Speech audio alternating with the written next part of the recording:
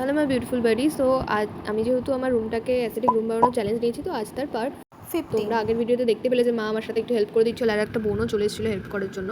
তো আমি ওই পাশের ওয়ালটাতে আমি এই স্টিকারগুলো মানে পোস্টারগুলো লাগিয়ে দিয়েছিলাম। এবার এই পাশেরটা লাগানোর পালা। দুজনেই আমাকে হেল্প করে দিচ্ছিলো কীভাবে কোন সাইডটা লাগিয়ে দিতে, মানে লাগালে ভালো লাগবে বা সুন্দর লাগবে। তো ওখানটা ওরা ডেকোরেট করে নিচেরটাই ফার্স্টে ডেকোরেট করে দিচ্ছিলো যে এইভাবে এটাকে করতে হবে। দেন তারপরে আমাকে পেছনে আঠাটা লাগিয়ে আমাকে দিচ্ছিলো। তো সেই মতো আমি পুরো ওয়ালটাতে লাগিয়ে দিচ্ছিলাম। তো এই করতে করতে আমি ওয়েটও করছিলাম। দেন পরপর করে ওদেরকে বলছিলাম যে হ্যাঁ এটা না এটা, এটার করে না এটা, এটার করে লাগাতে হবে।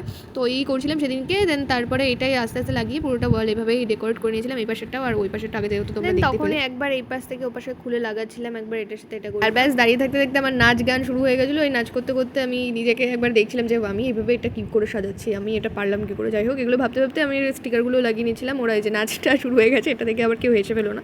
যাই হোক, এটা তো আমার একদম প্রতিদিনকার এক্সট্রা কারিকুলার অ্যাক্টিভিটিসের মধ্যে পড়ে যায়। আর এটা দেখে ওরা ভীষণই রেগে যাচ্ছিলো, তারপরে আমাকে বকছিলো। তারপরে আমি ভাবলাম যে ঠিক আছে, ওদের সাথে একটু হেল্প করা যেতে পারে। তো আমি করলাম, ব্যাস এটা ছিল আলটিমেট লুক।